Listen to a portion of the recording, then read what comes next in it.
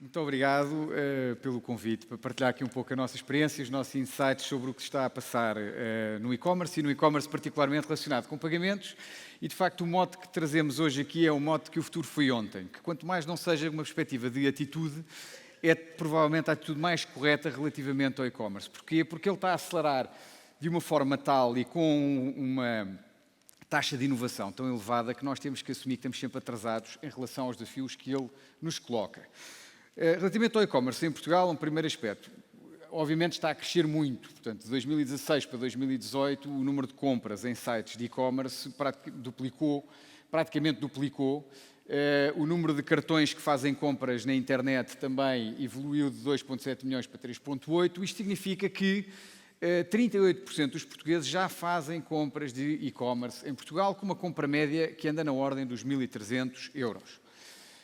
Parecem boas notícias, mas quando nós comparamos com o panorama europeu, e isto é um report que é feito pela União Europeia sobre e-commerce, vemos que não estamos assim tão bem. Estes 49% de Portugal são consistentes com os outros 38%, porque isto é a penetração de utilizadores de e-commerce dentro dos utilizadores de internet. E, portanto, multiplicado pelos utilizadores de internet, isto dá, de facto, um número muito aproximado, dá 37%.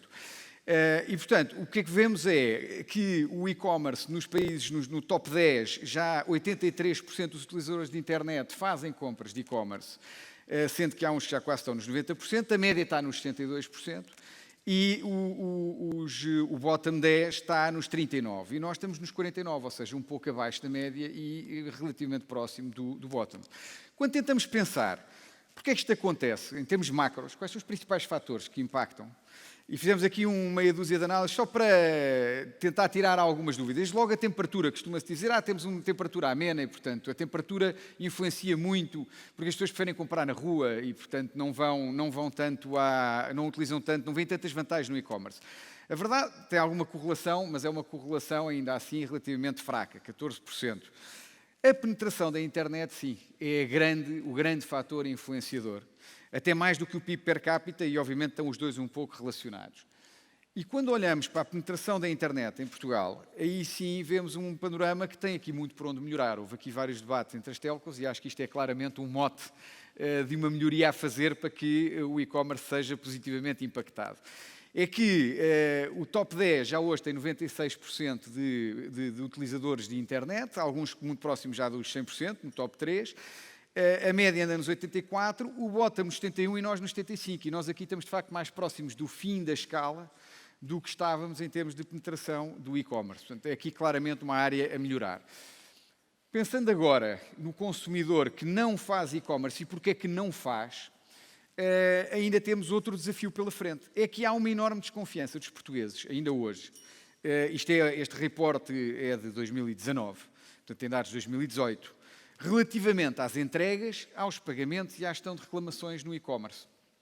Quando comparamos com os outros países, vemos que quase 60% dos portugueses que não fazem compras apontam como razão estas três principais razões e que, comparado com os mesmos utilizadores ou potenciais utilizadores de e-commerce noutros países, a quantidade de pessoas que desconfiam é muito, muito superior àquilo que se verifica na maior parte dos outros países, onde esse valor não ultrapassa normalmente os 10%.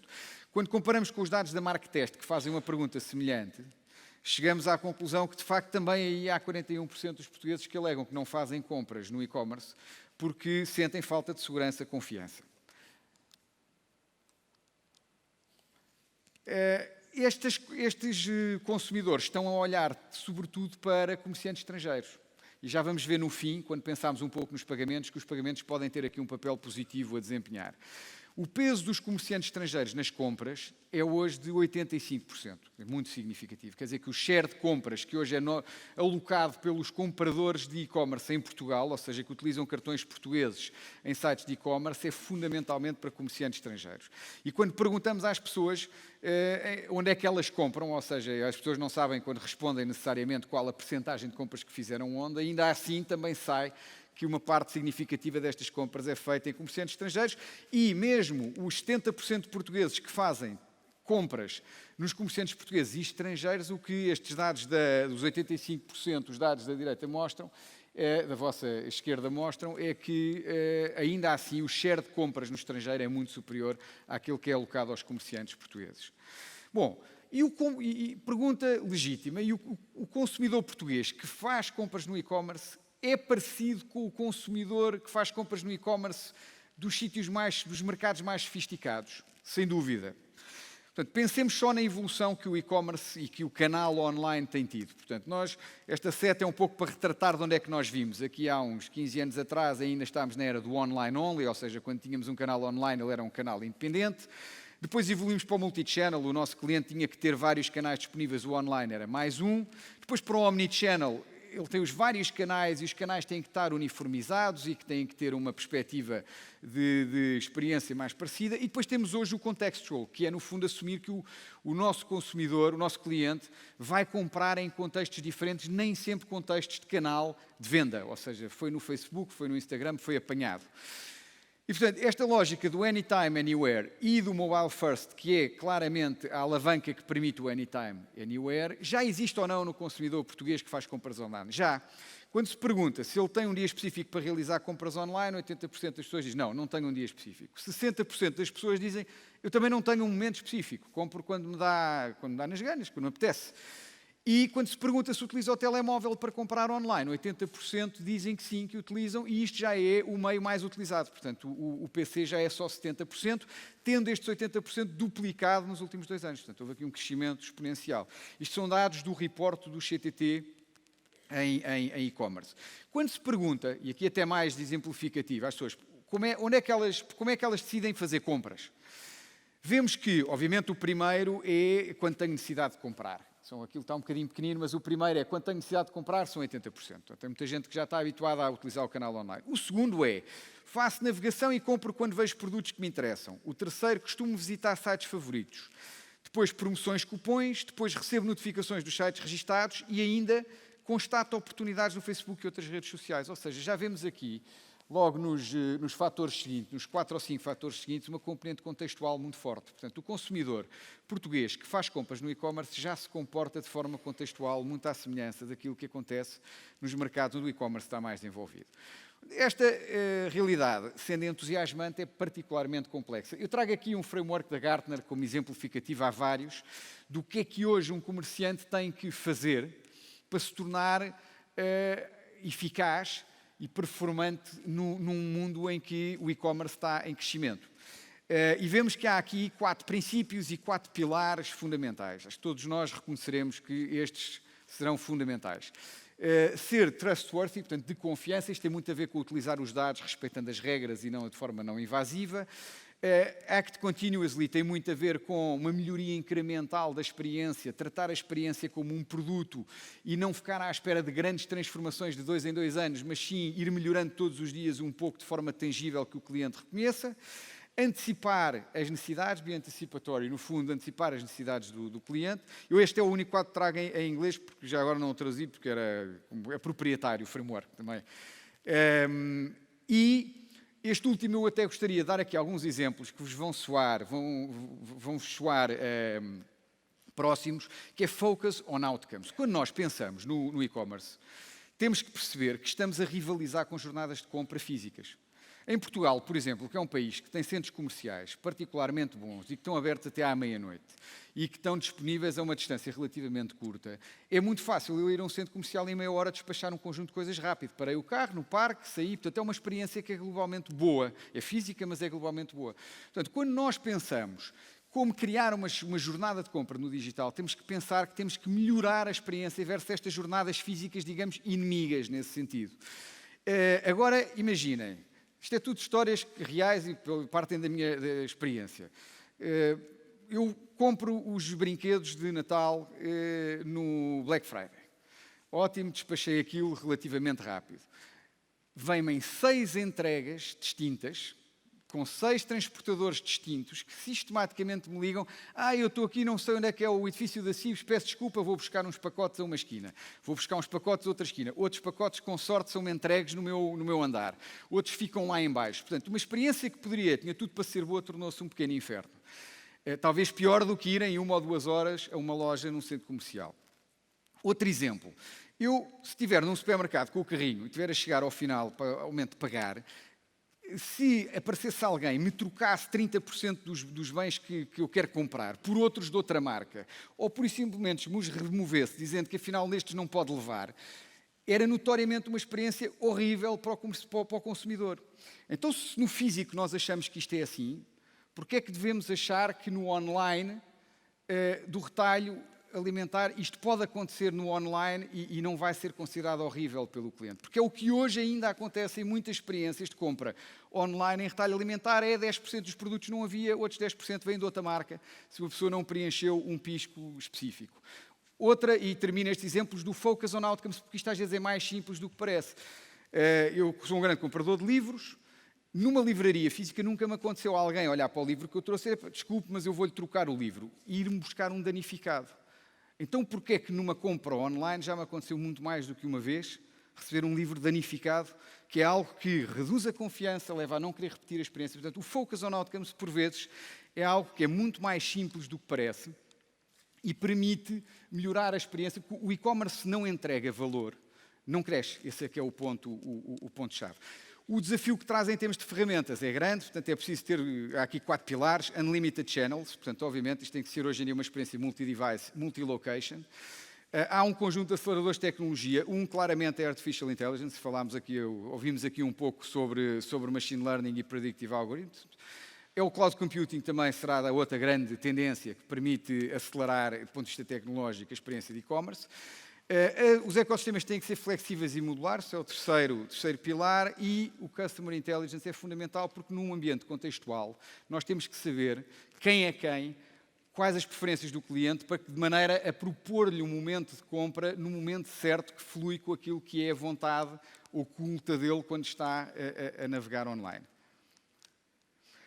Pensando agora em meios de pagamento. Os meios de pagamento preferidos no online são diferentes do físico. No entanto, os fatores que tipicamente são críticos para eleger o meio de pagamento são o facto de ele ser prático ou o facto de ele ser seguro. Os portugueses, quando se lhes pergunta, relativamente às compras físicas, se querem, o que é que eles acham importante, 97% dizem que tem que ser prático e apenas 20% se preocupam com a segurança. É normal, porque há um hábito que os pagamentos físicos são muito seguros. Por sua vez, no online já isto varia um pouco. O prático perde importância e o seguro ganha importância. Já estão ali empatados nos 58% e 57%. E, portanto, olhando para os diferentes mixes do físico para o online, nas compras físicas temos 17% de cash, 80% de cartão e ali 3% do MBWay. O MBWay está aqui a ganhar aos poucos expressão na compra física. No online já é muito diferente. Portanto, temos 3% de cash, 30% de cartão, o MBWay já com 13% das compras online, as transferências 10%, pagamento de serviços 27% e depois 17% um conjunto de outros meios de pagamento, alguns deles especializados no online. Quando comparamos estes valores com a EMEA, isto são valores da Worldline, estes aqui da EMEA, vemos que, por um lado, o cash é mais residual em Portugal do que na média desta região. O cartão é mais utilizado do que em Portugal, mas há razões para isso. As wallets, portanto, que aqui comparam com o MBWay, é a comparação mais direta, também já têm 21% de penetração, portanto há aqui um forte espaço para o MBWay crescer nesta utilização. As transferências são menos utilizadas em Portugal, isto porquê? Porque os pagamentos de serviços representam 27%. E isto não é uma surpresa, porque a maior parte dos países têm comportamentos de pagamentos que estão muito alinhados com práticas locais e hábitos locais. Isto não é mau, é apenas feitio.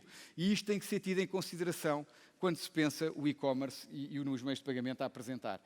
E é interessante pensar que, quando nós vimos há pouco que ainda há portugueses desconfiados com a segurança, inclusive é também dos pagamentos, se olharmos para aquilo que são os níveis de fraude dos pagamentos em Portugal, verificamos que eles são extraordinariamente baixos comparados com a média da União Europeia. Portanto, isto é um reporte de 2016 do Banco Central Europeu, que compara os níveis de fraude de todos os países, e o que vemos é que fraude em ATM, em ponto de venda físico ou em CNP, o CNP é o online, nós temos a fraude sistematicamente a 1/4 daquilo que é a média da União Europeia. Portanto, os pagamentos são muito seguros.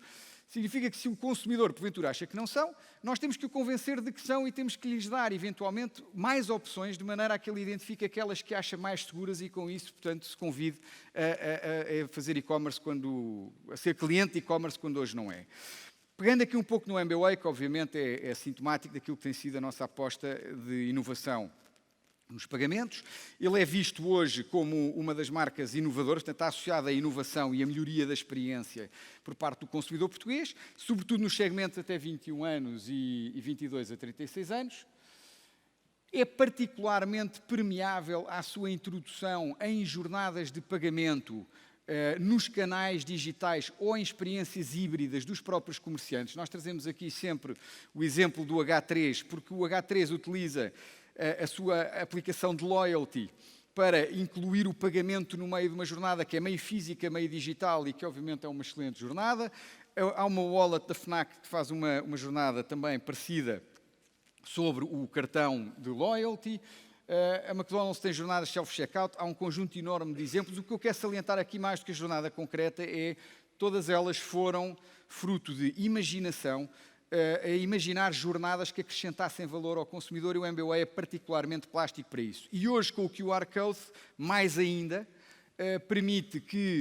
o QR Code permite ser utilizado num terminal de pagamento automático físico, permite ser utilizado num ecrã de um computador, num self-checkout, em qualquer device com que o cliente interaja e, portanto, também nessa medida é permeável à inovação da jornada do cliente. E, finalmente, o MBWay, é com um grande orgulho que dizemos isto ao fim de 3 anos de luta, porque isto aqui há 3 anos este argumento não era um argumento, mas o MBWay hoje tem 47% dos portugueses já o utilizaram e 77% dos portugueses conhecem o MBWay. Em agosto tínhamos 1,8 milhões de utilizadores, estamos à beira de chegar aos 2 milhões de utilizadores, já temos médias mensais de acima de 2 milhões de transferências entre pessoas, mais de 2 milhões de média mensal de compras e isto está a crescer muito. Nós agora fizemos uma campanha com o David Carreira, portanto sempre que há uma associação à família Carreira as coisas melhoram em Portugal. E, portanto, já estamos a ver as compras físicas a aumentarem e 72% dos comerciantes aceitam MBWay já no universo físico. Nova etapa que está aqui completamente por explorar no e-commerce em Portugal é o Open Banking. Portanto, a PSD2, que é a nova Diretiva de Segurança Europeia, vai introduzir uma revolução no setor bancário, no setor designadamente dos pagamentos. Aqui nós fizemos uma coisa de qual nos orgulhamos que foi particularmente inovadora e que tem sido elogiada em várias instâncias europeias. Portanto, o que é o Open Banking? O Open Banking permite que uma entidade devidamente habilitada, desde que cumpra determinadas especificações, pode se ligar ao banco e iniciar um pagamento no seu próprio canal digital ou ir buscar a informação da conta, ou seja, saldo da conta ou o histórico da conta do cliente. Isto, obviamente, é muito interessante, permite construir jornadas de compra e de transferência de dinheiro no ambiente, nos canais digitais dos próprios comerciantes ou de fintechs. O que é que acontece num mercado que não tem esta solução da CIBS? Estes ditos TPPs, ou estas fintechs, ou estes comerciantes, têm que se ligar a tantos bancos quanto os bancos que existam, porque cada banco está a disponibilizar o seu próprio interface de ligação. O que é que acontece aqui em Portugal? Nós desenvolvemos uma plataforma que tem 24 entidades, que representa mais de 95% das contas em Portugal, onde o comerciante ou a fintech ligam-se a esta plataforma e têm imediatamente acesso às 24 entidades, com isso poupando enormes custos de integração e dando uma experiência muito mais uniforme e mais fácil de gerir. O Open Banking vai, obviamente, trazer aqui um conjunto de novos use cases e oportunidades que estão ainda agora a aflorar e a começar. Exemplo, a IATA, que é a Associação das Companhias Aéreas Alemãs, e a UATP, que é a sua congênere sueca, já lançaram um programa com pagamentos utilizando o Open Banking para substituir um conjunto de outros pagamentos que tinham, com redução de custos e redução de risco, sobretudo, dando vantagens aos clientes que o fizessem. Há iniciativas agora na Europa para pensar como é que se junta o Open Banking aos Instant Payments e, eventualmente, criar com isso toda uma nova rede de pagamentos no retalho físico, no retalho eletrónico. E eu vou dar aqui um exemplo do que é que se pode fazer já hoje com a tecnologia existente e que está dependente apenas da imaginação. Imaginem que têm um bem para vender e que vendem online e que é um bem relativamente caro, é uma alta fidelidade, é um eletrodoméstico. É possível, no vosso próprio site de comerciante, criar uma entrada para ir buscar a informação da conta bancária, um histórico, por exemplo, fazer um assessment de risco do cliente e imediatamente apresentar ao cliente mais do que um preço fracionado para pagamento de prestações ajustado ao risco e disponibilidades financeiras desse mesmo cliente. Isto é algo que já hoje é possível, está à distância da vontade de o querer fazer. E para envelopar, digamos assim, e sumarizar o que estamos aqui a dizer em termos de pagamentos, eu recuperei aqui um quadro, que já tem 2 ou 3 anos, mas que eu acho que se mantém atual. Quando se pensa a digitalização da venda, é muito típico trabalhar fundamentalmente este eixo vertical. Este eixo vertical, falta-lhe ali agora uma nova fase, que é o dito contextual, mas basicamente procura-se ter a jornada mais espetacular do ponto de vista digital possível. Mas depois é descurado frequentemente este eixo horizontal. É que os clientes depois segmentam-se relativamente aos pagamentos também por preferências, que têm muito a ver com a sua tolerância ao risco e a sua abertura à inovação. E não vale a pena dizer, mas os pagamentos são seguríssimos, que são efetivamente, se o cliente não estiver convencido que são, ou se o cliente preferir o meio de pagamento A versus o meio de pagamento B, porque aqui mais vale incorporar essa diferença e trabalhá-la dando-lhe liberdade de escolha e endereçando as necessidades de cada segmento. Quando dizemos assim, mas o pagamento na entrega é completamente anacrónico quando se vende online. Mas aqui, pelo menos há 2 anos, um dos maiores retalhistas portugueses tinha 50% dos pagamentos das compras online eram feitas em TPA físico, em casa. Mas um pagamento diferido é algo que não percebo porque é que as pessoas gostam. Pois, mas 27% das pessoas usam pagamento de serviços e revêem-se nele. A mesma coisa com os digitais com autenticação forte, MBWay, MBNet, e portanto a questão é, assim como se pensa em dar soluções segmentadas e contextuais na vertente da jornada de compra, é conveniente quando se chega ao fim ter, e hoje as Digital Payments Gateways, obviamente aqui fazemos publicidade à nossa, têm que ter um conjunto de meios de pagamento suficientemente diversificado para que não se percam clientes que querem comprar, mas que não se revêem no meio de pagamento que está a ser apresentado. E, portanto, isto é absolutamente fundamental para a concretização, o raço de concretização, depois ser o desejado no e-commerce. Finalmente, nós temos hoje um portfólio muito completo, muito virado para o digital, tem sido a grande aposta, portanto, passa pela digitalização in-store física com o MBWay, que permite iniciar compras por QR Code, por NFC na Google, no Android e por número de telemóvel, com soluções de mobilidade como o Mobile POS, que permite inclusive integrar o pagamento físico de cartão com as aplicações e o software do próprio comerciante, no e-commerce com a Digital Payment Gateway. O Sieves Analytics, também aproveito aqui para salientar, é um serviço que existe hoje disponível, permite tirar inúmeros insights sobre o comportamento real de compras dos portugueses por setor, por região, por tipologia de produtos. E, finalmente, o Sieves API Market, com todo este novo universo por explorar de automatização e integração de pagamentos em experiências digitais. Finalmente, eu gostava aqui de salientar isto com enorme convicção e com enorme humildade.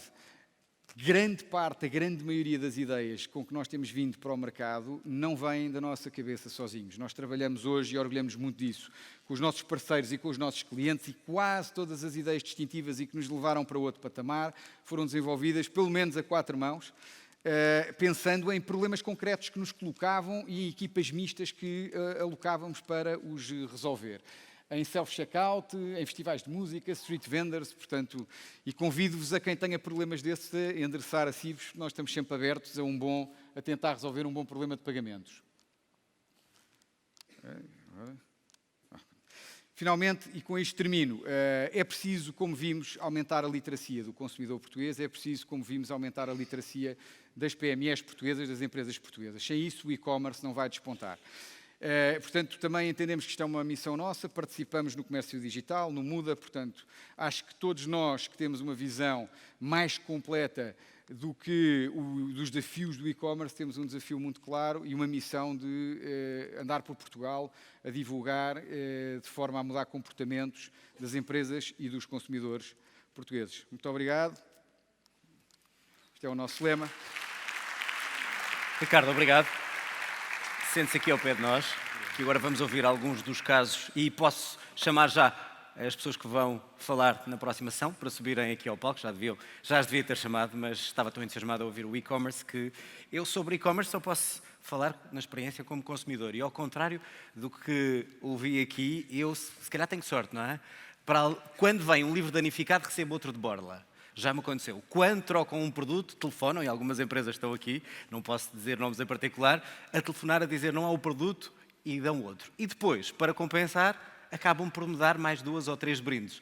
Às vezes, quando compro uma coisa biológica, a seguir vem outra cheia de conservantes. Mas pronto, mas não há problema, mas já a minha experiência com e-commerce não é má. Obrigado a todos, bem-vindos. Vamos então iniciar estas histórias das empresas e do e-commerce e começa então com o António Ribeiro do El Corte Inglês e a Joana Santos da Google. Bem-vindos, vamos então ouvir a vossa experiência. Muito obrigada.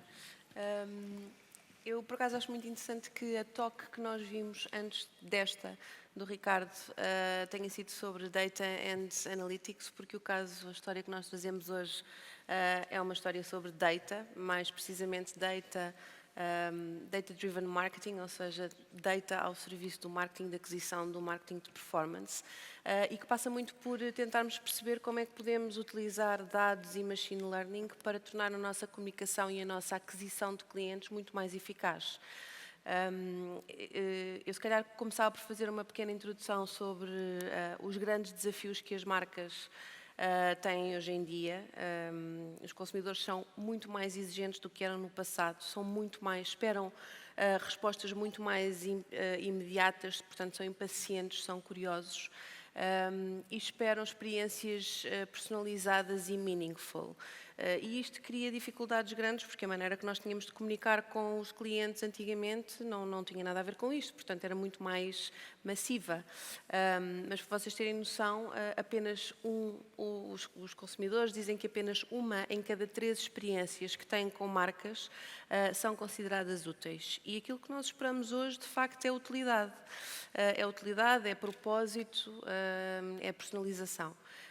E, portanto, vivemos num mundo com excesso de informação, com este tipo de consumidores que nos tornam a vida muito mais difícil enquanto marcas, com uma grande fragmentação em termos de meios e, portanto, é muito difícil para as marcas, de facto, perceberem como é que podem chegar ao consumidor certo, no momento certo e de uma forma eficaz. E a resposta normalmente é, ok, como não sabemos como fazer, vamos fazê-lo de uma forma massiva, mas obviamente isto implica um grande investimento, não é? Portanto, um grande desperdício. A solução, no fundo, é utilizar dados, informação e tecnologia e algoritmos para fazerem este trabalho por nós, enquanto marcas, e, portanto, para tentarem encontrar o consumidor certo, aquele que tem maior propensão para a compra do nosso produto, que precisa do nosso produto na altura certa.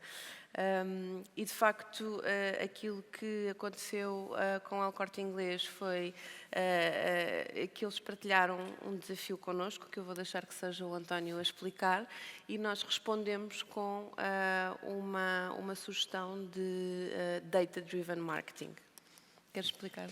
Sim, então, bom dia a todos. Acho que toda a gente conhece o El Corte Inglês como marca, com os nossos centros físicos. Certamente já tiveram boas experiências lá. E aquilo que aconteceu em 2004 foi que começámos a vender online. Começámos a vender supermercado, vendemos supermercado online desde 2004, mas desde esse momento que tivemos algum medo com o que é que estava a acontecer com a experiência do cliente, o que é que estávamos realmente a oferecer ao cliente. Mais ou menos em 2015, o Corte Inglês faz uma definição estratégica de avançar com o e-commerce, com uma plataforma completamente nova, criar uma equipa dedicada a isso e, com isso, recuperar o tempo perdido que tínhamos. Então, de repente, olhamos para o Corte Inglês e vemos que tem uma quantidade enorme de áreas de negócio, portanto, quase tudo aquilo que encontram num Corte Inglês conseguem encontrar hoje online. E tínhamos o desafio de criar também o serviço do Corte Inglês, que todos nós, penso eu, reconhecemos. Como é que vamos não ter estas más experiências, estes livros estragados? Como é que vamos ter uma boa experiência? Como é que vamos crescer assim? Aqui temos um novo ponto, que é todo o choque cultural que numa empresa, num grupo com 80 anos, com ameaças grandes, uma Amazon em Espanha com um peso grande, um player chinês como a AliExpress que vende imenso para os países onde estamos, como é que nós vamos criar tecnologicamente uma plataforma que seja rica o suficiente para conseguir crescer e que essa experiência ao cliente seja realmente boa?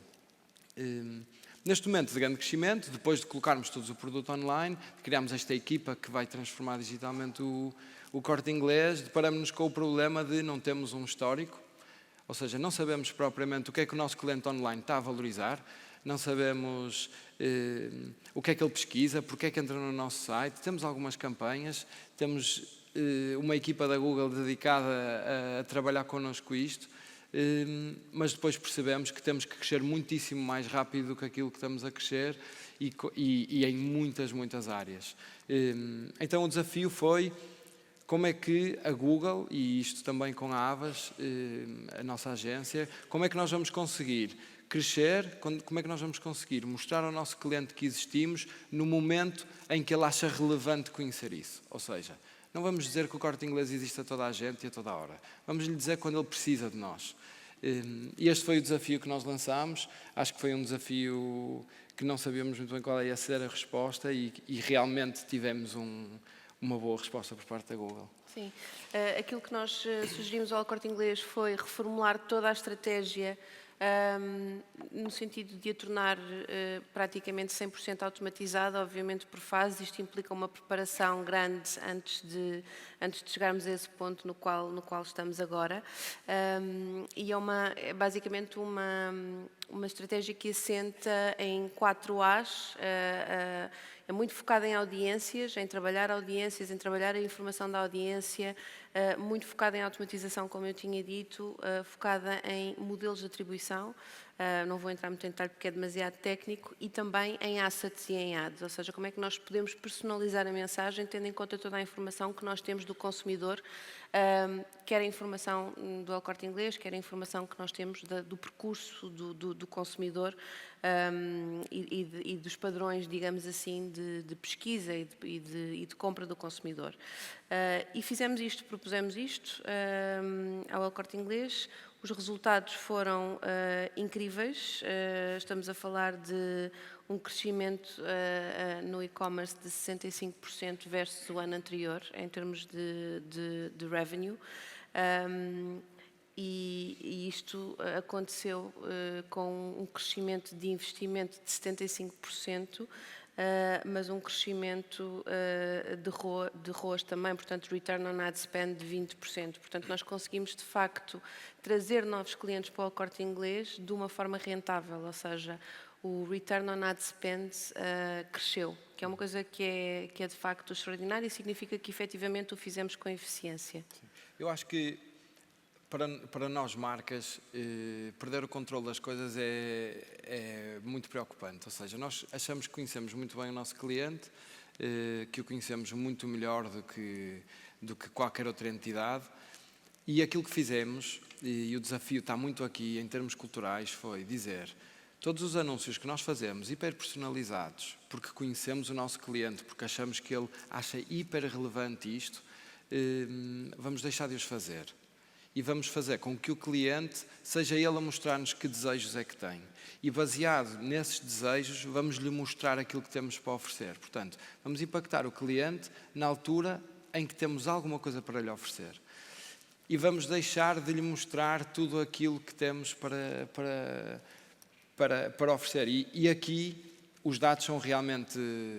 Toda a tecnologia de data mining que a Google nos consegue oferecer foi realmente diferenciadora, porque conseguiu prever o comportamento do cliente com base naquilo que nós estamos para oferecer a melhor opção. E acho que aqui esta perda de controlo por parte das marcas é um salto muito interessante que nós demos e que a resposta foi muito boa. Eu acho que uma coisa também interessante não foram só os resultados que vocês viram com isto, mas também o facto de vocês terem conseguido fazer isto com recursos limitados, não é? Porque vocês têm muitas categorias, expandiram para novas categorias, etc. Portanto, queres falar um bocadinho dessa viagem? Isso é super interessante. Acho que toda a gente tem o problema de pedir mais uma pessoa para a equipa, mais 2, mais 3, e dizerem que não vai ser possível, não vamos poder. E aqui, aquilo que fizemos foi exatamente o contrário. Nós conseguimos, com menos pessoas, trazer muito mais rentabilidade com as nossas campanhas digitais. Portanto, não podíamos crescer a equipa infinitamente, não podíamos ter 15 pessoas a fazer isto, Então mantivemos as 3 e conseguimos com isso fazer muito mais. Acho que isso é um ponto também muito importante. E uma das coisas que eu te queria perguntar também agora é como é que, tendo consciência desta necessidade em termos de data para o negócio, como é que vocês estão a adaptar as equipas e que tipo de skills é que tu vês que vão ser críticos numa equipa de negócio, digamos assim, que é o caso do e-commerce, mas numa equipa de marketing também. Portanto, eu acho que elas são híbridas quase hoje em dia. Eu acho que os negócios, aquilo que aconteceu no Corte Inglês, que é um grupo com 80 anos, em Portugal tem 18 anos, aquilo que aconteceu é que existe uma transformação cultural muito grande. Nós tínhamos muito gut feeling, tínhamos muitas coisas baseadas naquilo que era o nosso gut feeling, numa reação à concorrência, etc. E hoje acreditamos que as decisões têm realmente que passar por dados e quase que não temos que ser nós a decidir. Há uma máquina que vai ter que decidir por nós o que é melhor fazer a certa altura.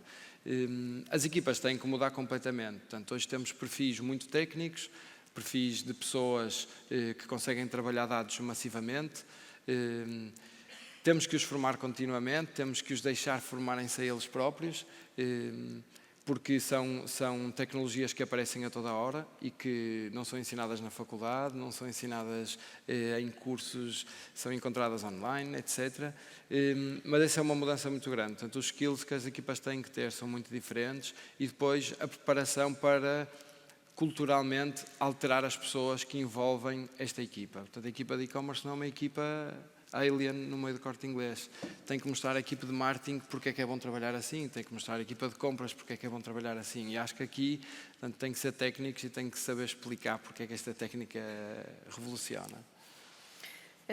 E como é que tu vês evoluir o e-commerce nos próximos anos, ou como é que tu vês a evolução do e-commerce do El Corte Inglês em particular?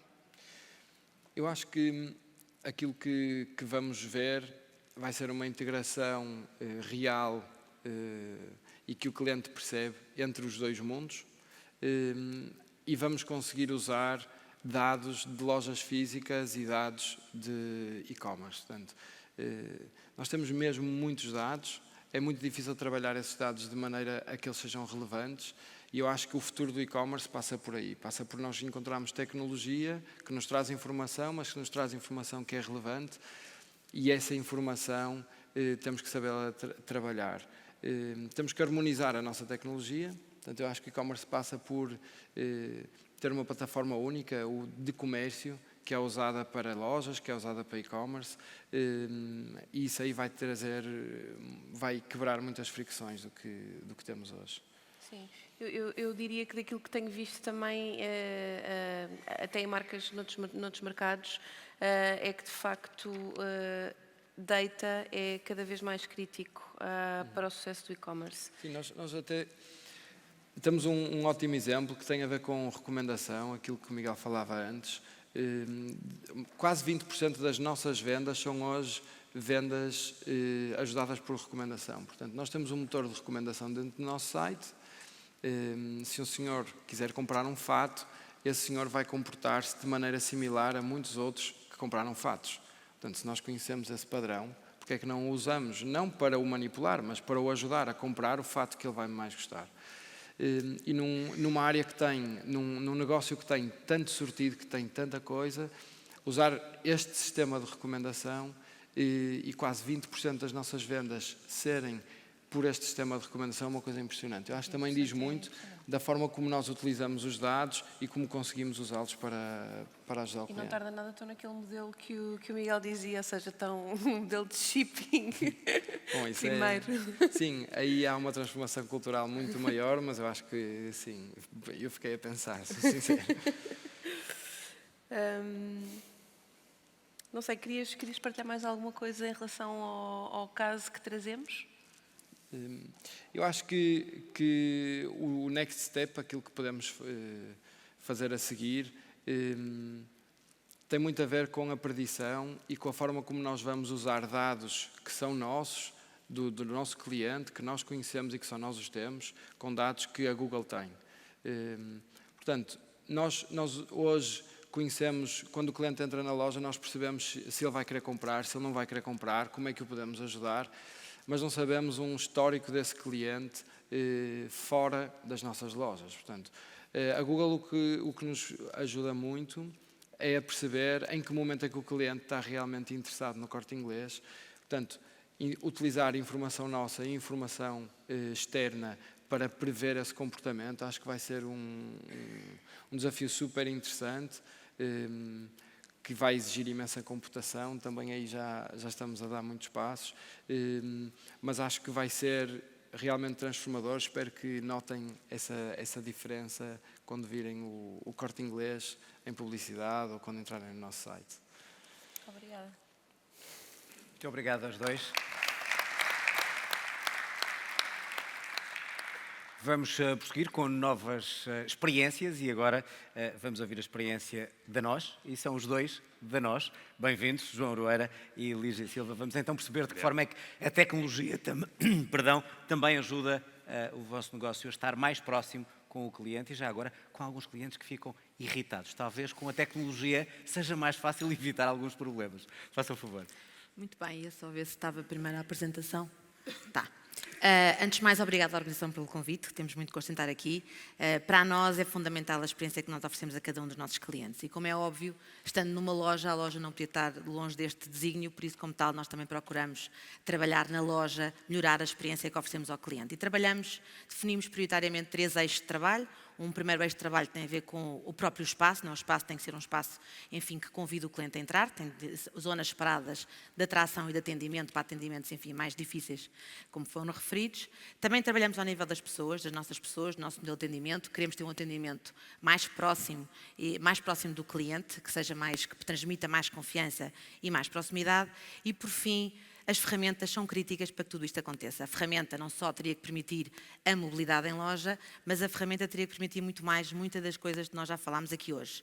Em primeiro lugar, tem que contextualizar o cliente, se é um novo cliente ou se é um atual cliente. Tem que contextualizar também que, se for um atual cliente, com aquilo que tem sido o seu percurso e a sua interação com nós. Temos que reconhecer se eles vêm chateados ou mais irritados ou se vêm mais bem dispostos. Temos reclamações para atender, temos muita coisa para fazer e temos que esta ferramenta tem que ajudar. Esta ferramenta de atendimento ao cliente tem que nos permitir perceber em que estado é que está a interação, compreender que a loja não é um touchpoint isolado, obviamente, não é? Nós trabalhamos em omnichannel, todos os canais contribuem para a satisfação e para a experiência do cliente e quando o cliente entra na loja nós temos que perceber exatamente porque é que ele entrou e conhecer a história dele. Por isso as ferramentas também eram muito críticas e foi essa uma das coisas que nós trabalhamos e pedimos aqui ao nosso IT, sempre tendo em vista que nós temos grandes 3 princípios do nosso atendimento em loja, como sendo a proximidade dos nossos clientes, a mobilidade, para garantir que tiramos o maior partido de todo o espaço de loja e, obviamente, a experiência. Dito isto, nós também fomos desenhar, já temos falado aqui muito da jornada dos clientes. A nossa jornada do cliente em loja é simples, não começa nem termina na loja, há que perceber isso. Por isso, nós temos primeiro trabalhamos bastante na presença online da loja, como é que nós nos garantimos que sabemos que estamos, como é que ele pode escolher a loja em função dos serviços que estão disponíveis em cada uma loja, sabendo que se os clientes querem comprar alguma coisa no nosso site e querem entrega na loja, onde é que ela está, conhecendo os horários mais quentes e mais frios em termos de atendimento, os horários estão quando a loja está mais cheia ou não está mais vazia, ter a possibilidade de oferecer no agendamento online, isso também era muito crítico, e ter a visibilidade, se eu quero ir à loja, ver um equipamento específico, um terminal, perceber se naquela loja onde eu vou dirigir, que é a loja por acaso que é mais perto da minha casa, se há o estoque disponível ou não há o estoque disponível. E tudo isso foram trabalhos que nós, projetos temos vindo a fazer para digitalizar e tornar a loja mais conveniente do processo de decisão do cliente. Durante a sua visita à loja, o que é que nos preocupamos? Primeiro, passa à frente da loja, ter uma rede Wi-Fi gratuita, que é uma coisa hoje muitas lojas já disponibilizam. Depois também ter beacons. Beacons é uma tecnologia que nos permite reconhecer-se um cliente, perante o cliente ter um terminal e ter uma determinada app, permitir-nos reconhecer que ele passa à frente de loja e transmitir uma mensagem mais generalista, se ele é ou não um cliente, ou mais targetizada e personalizada, se é um atual cliente. Entra na loja ou ainda enquanto estiver no espaço, na trading area da loja, poder retirar uma senha online em vez de estar a ir à loja, tirar a senha e perceber quanto tempo é que demora até ser atendido. Dentro do decorrer da loja, ter uma experiência mais digital, ter quiosques, ver as etiquetas digitais onde nós temos informação sobre os nossos produtos nos nossos terminais. É atendido em Paparlessa é atendido com um híbrido que lhe permite passear na loja, permite-lhe ir mais para uma zona mais para trás da loja, mais no fundo da loja, que é uma zona mais recolhida, para qualquer tipo de atendimento de serviço, ou então ter um atendimento que utilize o espaço da loja todo e permita experimentar e demonstrar os nossos serviços. Como vocês sabem, nós vendemos serviços, não tem produtos concretos, também tem terminais, mas os serviços não são palpáveis, por isso há que fazer toda esta demonstração e experimentação na loja que é tão crítica para nós.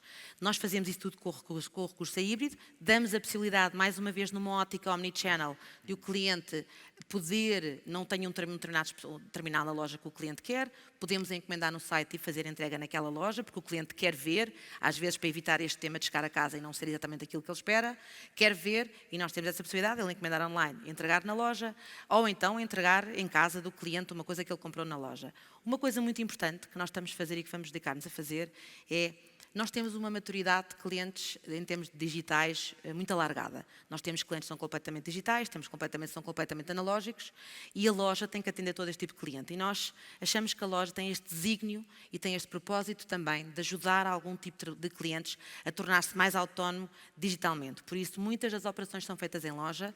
Nós, no decorrer do atendimento, também temos como nosso propósito e nossa visão ajudar o cliente, mostrando-lhe a nossa app, a dizer tudo aquilo que ele poderia fazer na app, em vez de ir à loja, se for mais conveniente. Se ele entender que deve ir à loja, teremos todo o prazer em atender na loja também, porque há clientes para todos os gostos e preferem fazer as coisas no face-to-face ou no digital e nós estamos preparados também para isso. Também trabalhamos nos pagamentos do futuro. Temos já o MBWay, Contactless, o Apple Pay, temos muita coisa. Trabalhamos conjuntamente e fomos desafiados em alguns casos, não só pela CIBS, mas também pelos muitos centros comerciais que queriam começar a trabalhar este tipo de novos atendimentos e novos pagamentos, digo. E nós temos vindo a trabalhar e também já temos estes disponíveis, também temos a fatura eletrónica e estamos a trabalhar agora numa fase de pós-visita, como é que nós podemos incorporar também o feedback de cliente para melhorar não só a experiência do cliente em loja, mas a experiência de contacto com nós como um todo. Obrigado pela oportunidade também. Do ponto de vista da tecnologia, para ajudar a responder a algumas destas necessidades que nos foram colocadas internamente, nós olhamos para a jornada mais holística do cliente, porque conhecer o cliente, não basta conhecer o cliente em loja, e também olhamos um pouco para aquilo que são as preferências do cliente hoje em dia.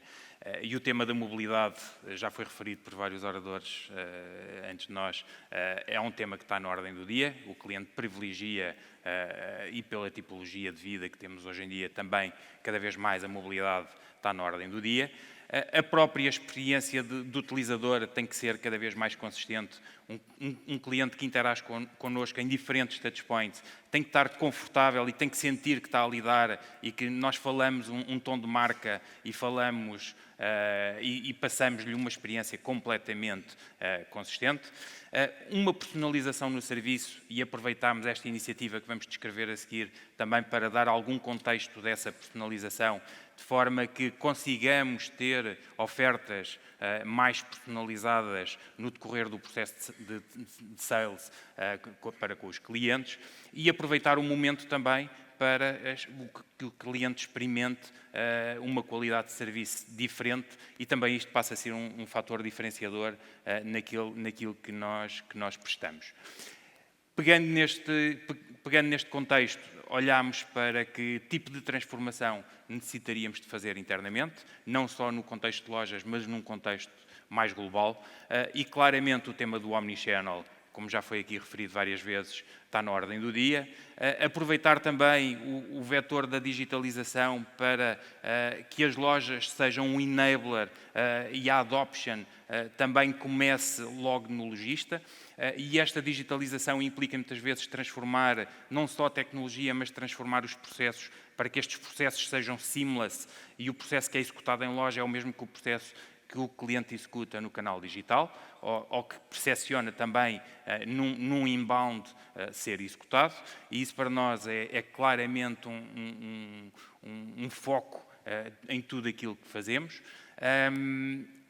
Assim como toda a componente de Analytics, que o professor Miguel Matos já referiu, e toda esta componente de Intelligence que já foi aqui muito referida e que, de facto, é aquilo que nos ajuda a conhecer cada vez mais o cliente, assim o cliente o permita, para personalizar este contacto e tem que ser numa perspectiva win-win. Nós ganhamos e o cliente também ganha com este fator de personalização. Tendo em conta este desafio, nós olhamos para alguns enablers tecnológicos a diferentes níveis, layers tecnológicos de enablement, de relação com o cliente, e isto aplicado a experiências digitais ou aplicado também a experiências em que o contacto é mais presencial. Este engagement é um layer para nós fundamental e sobre o qual temos que ter uma agilidade de entrega completamente diferente.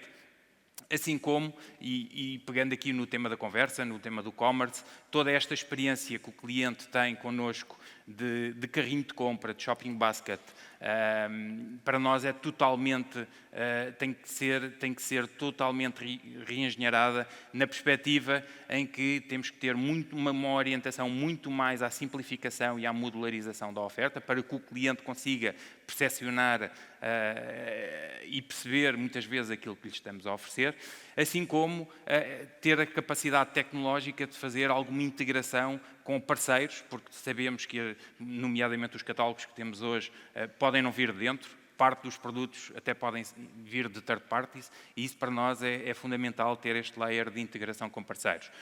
Por último, o layer que possivelmente até já foi mais discutido aqui neste fórum, o tema do intelligence, que envolve toda a componente de analytics, toda a componente de machine learning e toda a componente preditiva. Estamos a fazer um caminho, começámos a fazer algumas coisas. O cliente, quando está connosco em loja, já percepciona na interação que está a ter connosco que tem recomendações para si. E depois de ver uma primeira recomendação, até tem mais 3 recomendações que continuam a ser no seu contexto e consegue desconstruir a oferta na interação que tem no device, juntamente com o lojista. Isto para nós é fundamental. E depois este intelligence, como foi aqui referido, de facto é aquilo que nos permite, e que possivelmente os players mundiais já o fazem muito melhor do que nós fazemos localmente, por várias razões, é algo que nós temos que continuar a investir com parceiros neste caminho.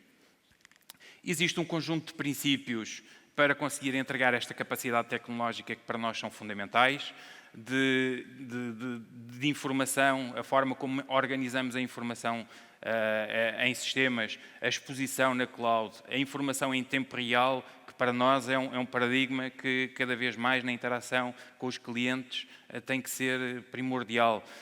Assim como o tema dos insights e uma arquitetura muito mais event-driven, são componentes que para nós são básicas, são os basics para conseguir entregar esta experiência ao cliente. Tendo em conta isto e passando só aqui muito rapidamente, enfocando nesta experiência que tivemos com a introdução destes híbridos em loja que permite este caráter de mobilidade, nós colocamos em 2 paradigmas diferentes. Como é que a mobilidade em loja poderia ajudar a potenciar melhor venda? Solução de apoio à venda, é uma solução que potencia já a componente de recomendações e toda esta contextualização e personalização ao cliente e, por outro lado, uma simplificação do processo. A partir do momento em que nós viramos um ecrã para o cliente, obriga-nos a nós internamente a simplificar os processos. Se para o cliente é simples, se serve para o cliente, serve para nós. Então, tudo aquilo que fazemos deve ser feito numa lógica impersonal. E também numa vertente de como é que nós ganhamos mais eficiência e na componente de servicing fomos à procura dessa eficiência e desenvolvemos um conjunto de enablers que permitem ter um acesso mais rápido e privilegiado a conhecimento, processos mais ágeis e também este processo de tramitação e gestão documental com todos os back-offices, entre loja e back-offices, muito mais célere, que no fim do dia é qualidade também que entregamos a cliente final. Dito isto, nós implementámos uma solução com computadores híbridos em todas as lojas. Temos aproximadamente 1000 computadores híbridos em loja. Estes computadores híbridos, lançámos uma consulta. Os computadores são computadores da HP, a qual agradecemos a parceria que fizeram nestes 2 anos connosco e, de facto, entregámos um conjunto de enablers, quer na perspectiva de venda, quer na perspectiva de servicing, que nos permitiram fazer esta jornada até agora e continuar, porque isto não termina. Isto é uma longa jornada. De facto, na escolha que fizemos destes híbridos em loja, tivemos muito em conta os temas de ergonomia, o próprio peso do device, porque o lojista anda de posição em posição e permite não ter um posto fixo. O teclado, sim, está fixo no posto e é integrado com os periféricos, porque continuamos com essa necessidade de integração com periféricos.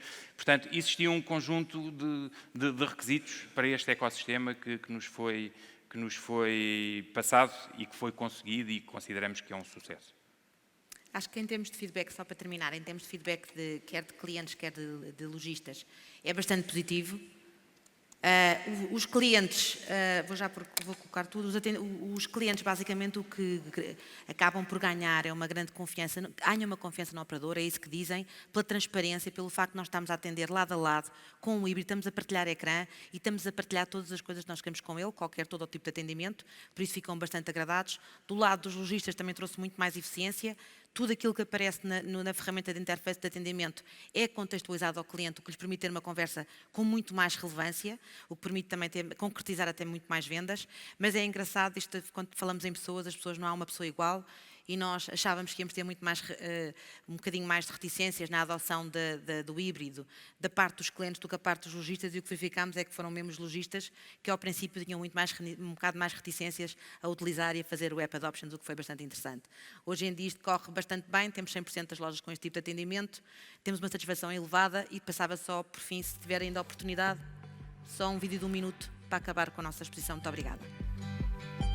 Burn up every cloud above my head, clear the smog and let me rest somewhere.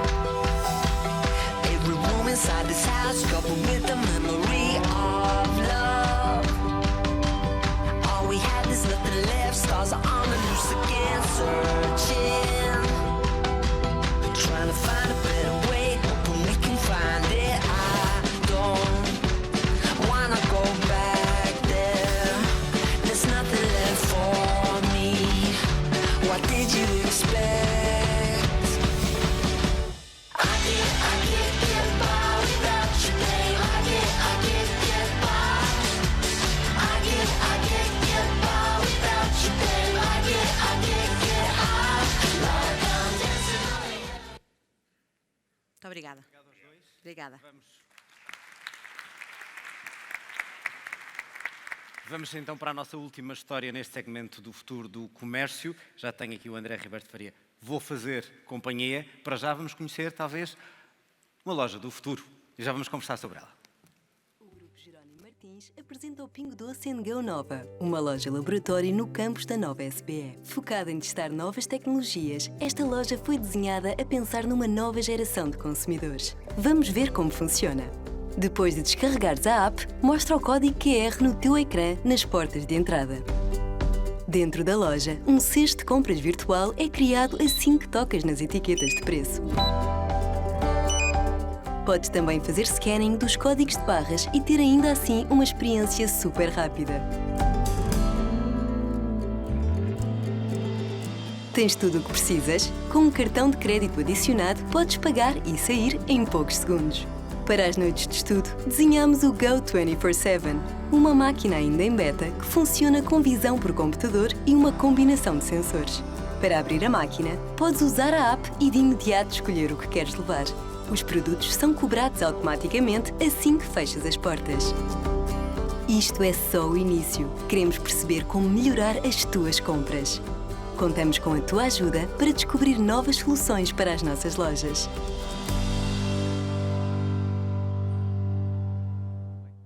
André, bom dia, bem-vindo.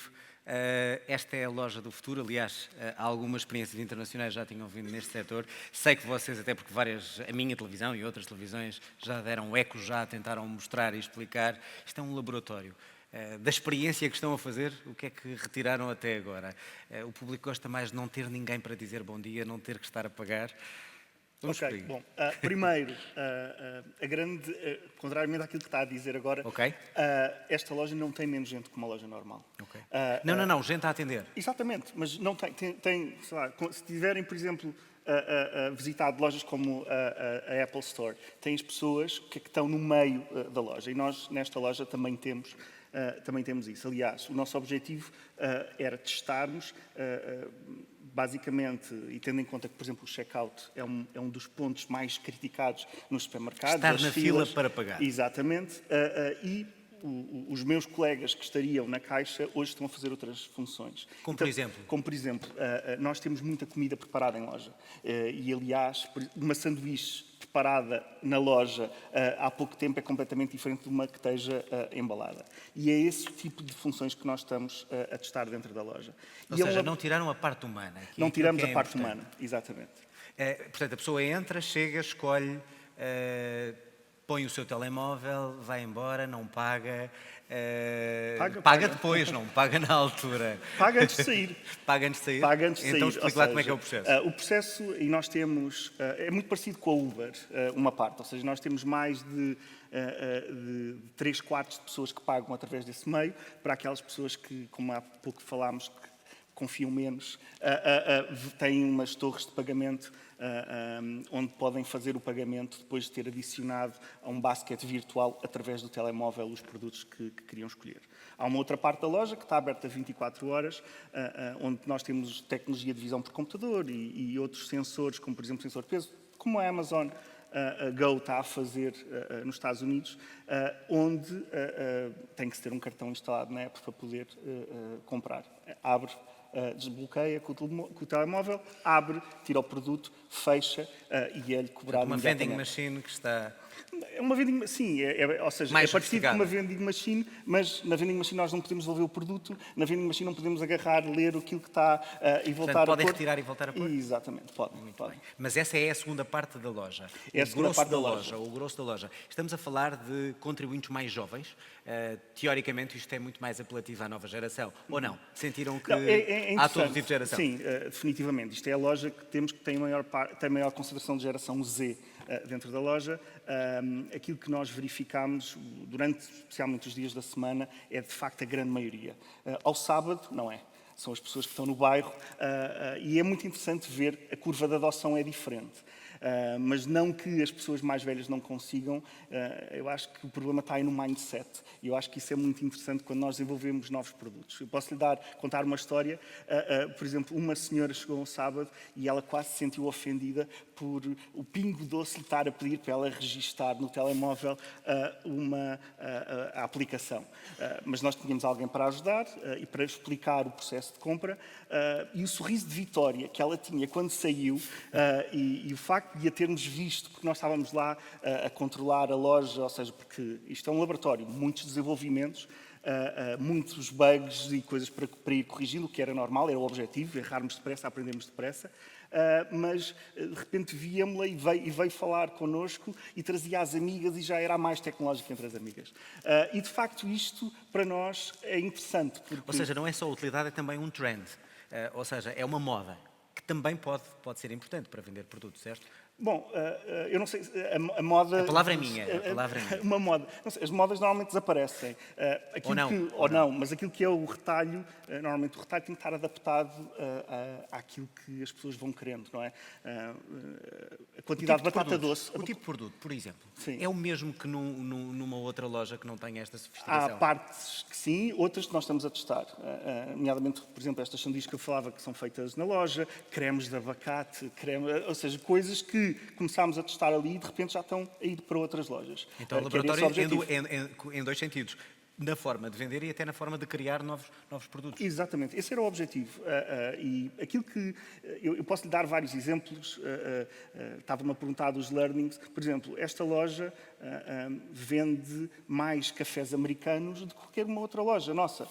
E não são só os estrangeiros que têm, são os portugueses que estão influenciados pelos outros. Portanto, todos estes comportamentos que nós, na teoria, não conseguiríamos perceber, só quando se abre alguma coisa e se está a observar e se está a errar e a aprender, é que se consegue pensar não só em aquilo que se chama inovação incremental, que pode ir para outras lojas, mas também em novos modelos de negócio. Não é? Ainda é cedo para nós dizermos, mas Há quanto tempo estamos há pouco mais de um mês e meio.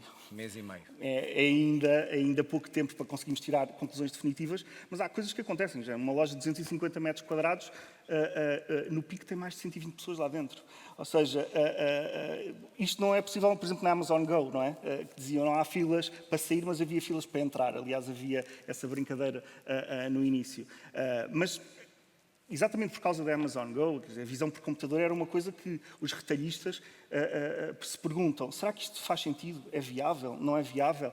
E esse foi o nosso objetivo do Lago das Tecnologias, para conseguirmos perceber como é que cada uma destas tecnologias nos ajuda a adaptar-nos melhor ao consumidor e a conseguirmos entregar uma melhor experiência. Porque no futuro, quer dizer, os players que vão ter mais sucesso são aqueles que estão mais adaptados ao dia-a-dia dos consumidores. Ou seja, isto também dá para perceber que tipo de consumidor, o que é que consome e já agora também em que faixa horária.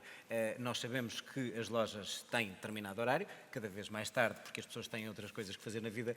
Tem aqui outro tipo de cliente, digo eu, mais noturno ou mais madrugador, fora do horário habitual que têm nas outras lojas? Então, um fato curioso é que a experiência é tão fácil depois, ou seja, usando cotidianamente, que as pessoas começam a tratar a loja como se fosse a despensa de casa delas.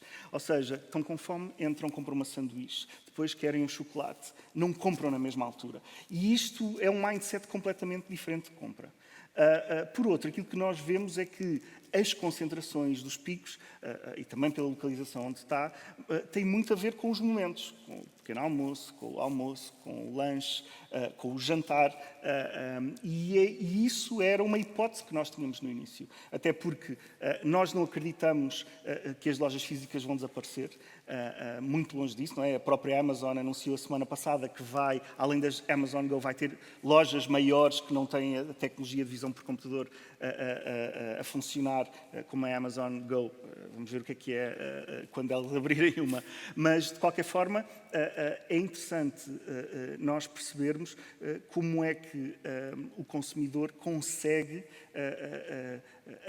criar novos hábitos de compra e neste caso, olhar para o supermercado como se fosse também quase um restaurante, não é? E nós acreditamos que esse é um caminho... Apesar de existirem pessoas lá dentro, eu lembro-me que quando a Amazon Go foi lançada também havia o problema da confiança, ou seja, quem vai e de facto tira um e registra dois ou vice-versa, não é? Sim. Até que ponto é que vocês notaram esse problema ou não, nem sequer foi uma issue, porque as pessoas de facto respeitam isso? E já sabemos que há pessoas desonestas em todo lado, não é? Claro. Num supermercado físico também podem fazer isso. Lado. Mas aqui é mais... A tentação é maior, ou seja... Eu acho que... já visitou, não é? Quando entra está identificado logo à partida, não é? Que é uma coisa que não acontece em outros supermercados. Não é? E, portanto, nós estamos identificados, provavelmente isso modela o nosso comportamento. Era uma hipótese que nós tínhamos. E, de facto, os dados que nós temos é que não é de todo... esta loja não tem aquilo que nós chamamos de quebra, não tem mais quebra do que qualquer outra loja. Mas aquilo que nós fizemos, além de contar com este comportamento psicológico, nós criámos vários algoritmos que estão a evoluir. Aliás, um dos objetivos desta loja era conseguirmos ir criando algoritmos para perceber como é que a experiência dos consumidores dentro da loja podia ou não indicar algum nível de risco maior, como eu acho que acontece de forma humana em muitas das lojas, não é? E, portanto, aquilo que observamos é que isso não é um issue. Para além, obviamente, de ser uma nova forma de vender e uma nova forma de comprar, também aqui quando há um registro e quando há uma circulação de dados, também vocês têm mais informação sobre esses consumidores. É também um bom laboratório para vocês fazerem essa compilação e começarem a perceber, tal como no e-commerce, mas de outra forma. Claro. Nós já temos essa prática dentro do Pingo Doce e da Biedronca, etc., onde nós temos mais de 70% de cobertura das vendas identificada. Não é? E, de facto, nós temos um departamento de Retail Analytics que trata exatamente isto, que é com isto que nós definimos qual é que é o sortido, quais é que são as promoções que fazem sentido, para quem. E, de facto, a diferença desta loja é que é 100% identificada, que dá para nós percebermos coisas que estão para além daquilo que nós percebemos noutras lojas. Mas, de facto, aquilo que os dados nos permitem é tomar decisões mais rapidamente. Até que ponto é que a utilização da tecnologia para esta loja, e porque é uma experiência e porque temos 2 ou 3 casos internacionais, foi fácil de implementar? Tiveram que desenvolver, quando falou dos bugs, houve muita complicação, houve uma tecnologia específica diferente ou não? Ou é a tecnologia que nós conhecemos com a especificidade só para esta questão? Bom, eu acho que isto parte um bocado da responsabilidade das empresas de hoje em dia. Tudo no PowerPoint funciona. E eu acho que a grande diferença para as empresas é quando elas próprias querem entrar e perceber como é que cada uma daquelas tecnologias as limita ou lhes dá novas oportunidades.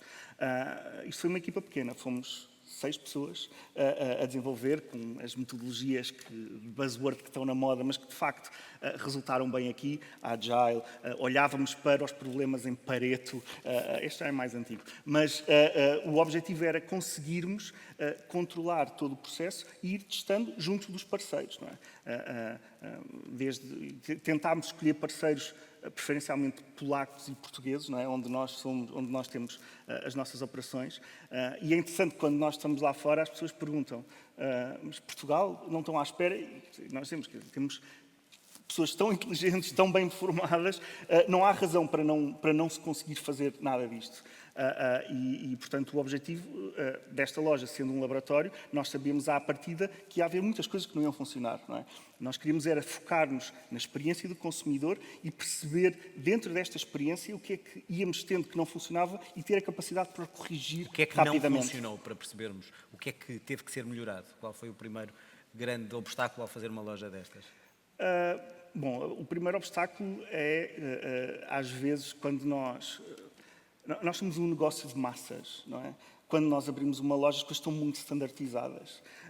E é normal, quando fazemos um primeiro laboratório, quando nós falamos em data, analytics, etc., eu vou sempre para o mesmo ponto. Eu acho que o grande problema nas inovações, normalmente, é a cultura. Não é? É a forma como nós lidamos com a cultura de cada empresa. E aqui não há uma receita mágica. Eu acho que cada empresa tem a sua cultura e temos que perceber, dentro da empresa, quais é que são as áreas que podem ser ou não roadblockers e como é que nós conseguimos ultrapassar. Às vezes é trazer as pessoas cedo no processo, às vezes é trazer mais tarde, e eu acho que numa empresa que tem mais de 220 anos como a nossa, que já foi mudando várias vezes,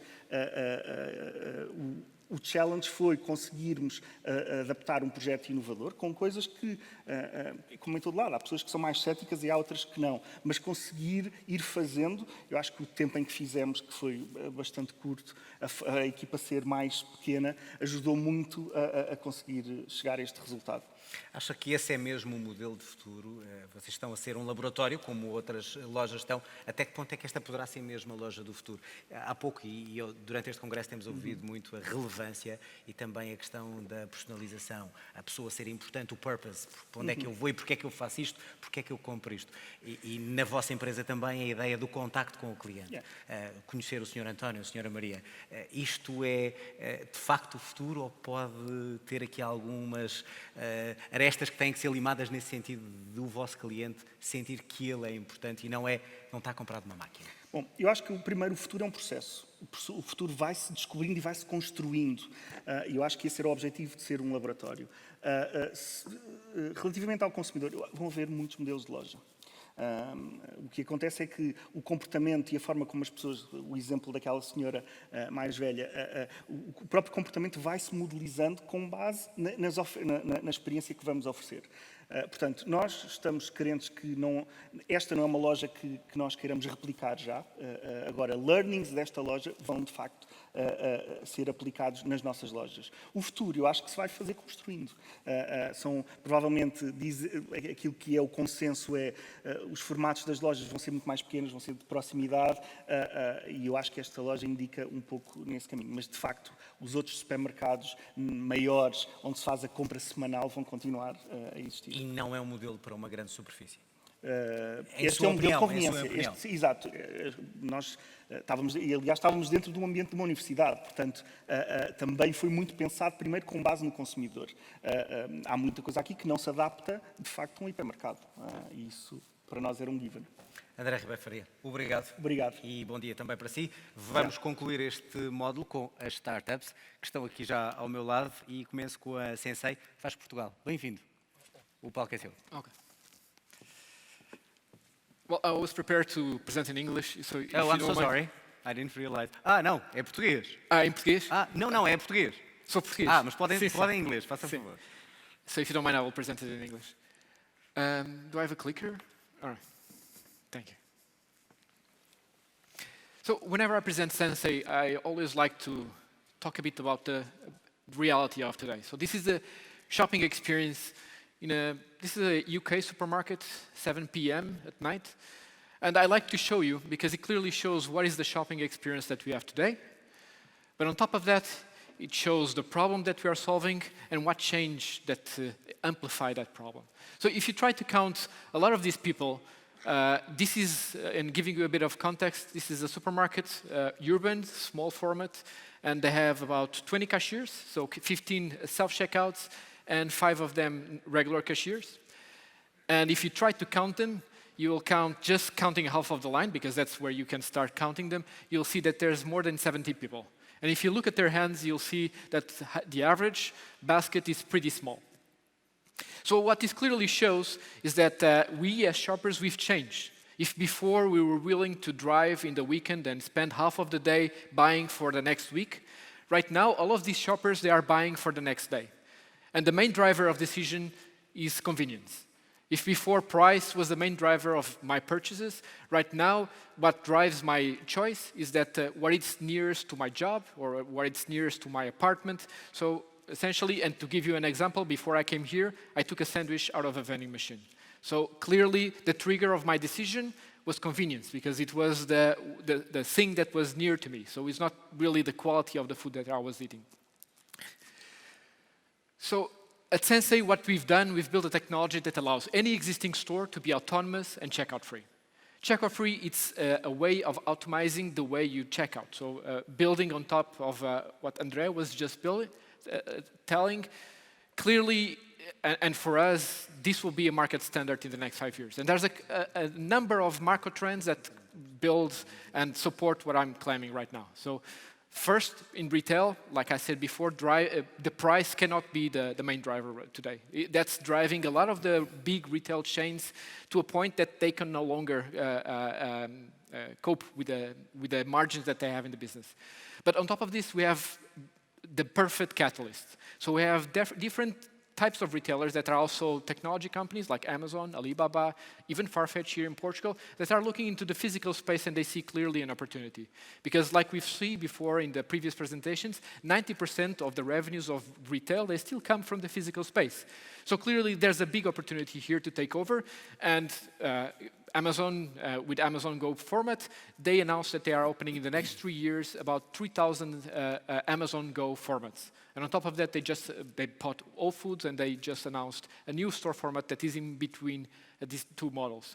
And of course, most of the retailers, they've been public about it. They all know that is changing the format. And this creates a window of opportunity for change. Because right now, it's no longer about the outskirt big formats. It's much more about convenience, smaller formats, and most of all, more digital and much more convenient for the end customer. So, of course, the end value proposition for customers is essentially what Andrei said. So you go and essentially any store is just like your fridge. You go there and you take whatever you want and you just leave. But on top of that, there's other advantages for the retail as well, because we capture a wealth of data in order to provide you with this service that actually can allow you to be much more efficient and automate several different tasks within the retail chain. Things like knowing the inventory in real time, understanding the insights and how the assortment impacts your choice inside of the store. So this is a wealth of data that doesn't exist today.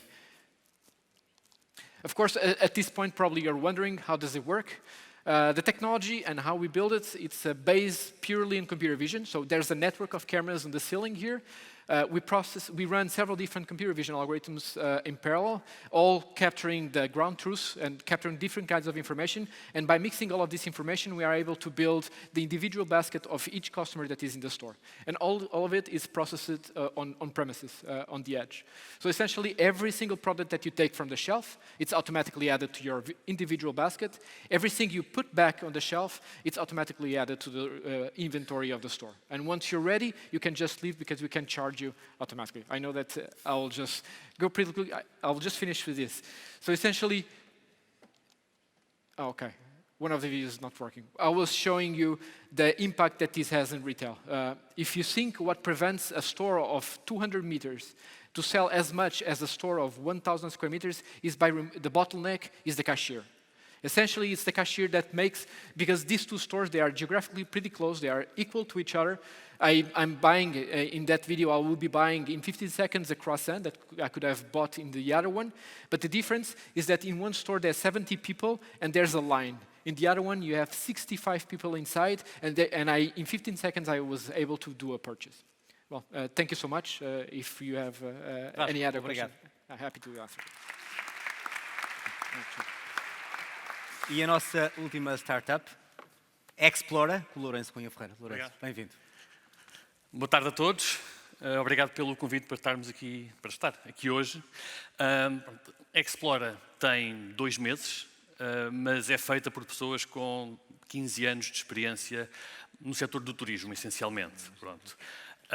E cada vez que fazíamos museus, fizemos algumas lojas também, mas museus, centros interpretativos, acontecia sempre o mesmo problema, que nos perguntavam, muito bem, nós queremos fazer uma experiência espetacular, com tecnologia, realidade aumentada, realidade virtual, mas cada bilhete que vendemos, como é que obtemos os data dessa venda? Pronto.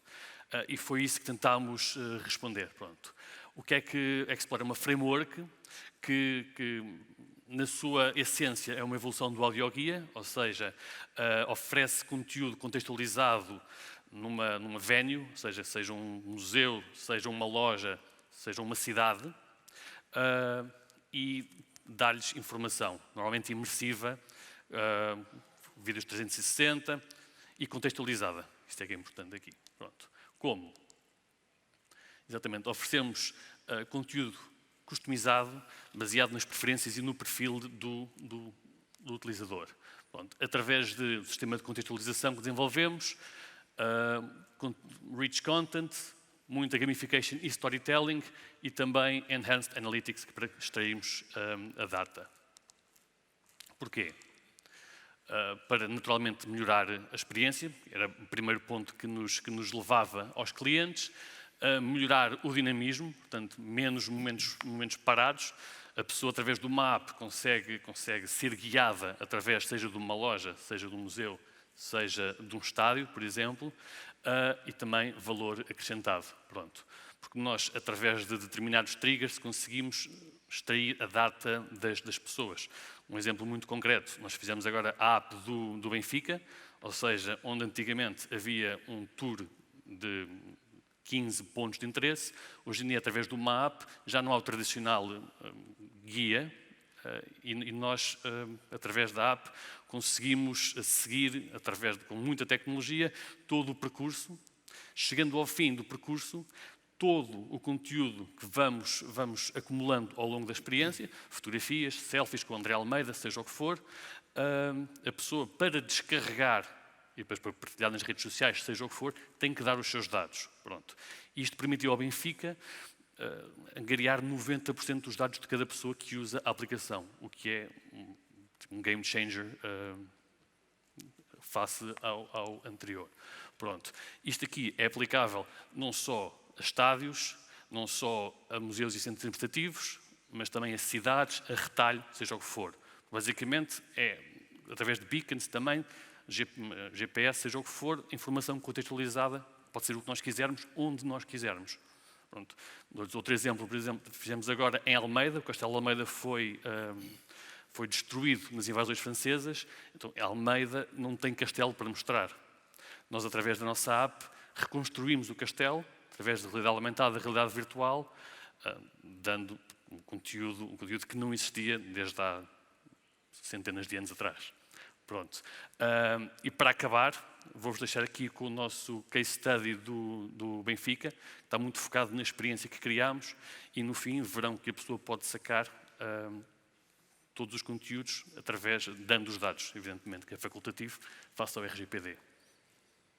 Fomos finalistas também nos Game Experience Awards, obtivemos financiamento da Portugal Ventures e somos parceiros do Change the Game, que são focados na experiência do utilizador. Obrigado. Já agora. Estou a ver o vídeo agora. Já agora. Que devia ter áudio. Esperemos que o áudio suba. Já vai subir. 150 mil pessoas vão todos os anos ao Estádio da Luz, é o que dizia no sítio. Why change a winning formula to make it unforgettable? Explorer is a revolutionary app that uses state-of-the-art technology to guide you along a visit in a totally interactive and immersive way. Providing customized content determined by your exact location, profile, and interests. Explorer is all about taking your experience to the next level with content that appeals to all senses. By bringing together the club's rich content with contextualized solutions that trigger virtual and augmented reality, binaural audio, and other contents directly into your mobile device, we upgrade the storytelling in order to make you truly feel like you're living the club's greatest moments. It's a fascinating and unforgettable experience for any football fan, one you will cherish for years to come. Explorer, level up the experience.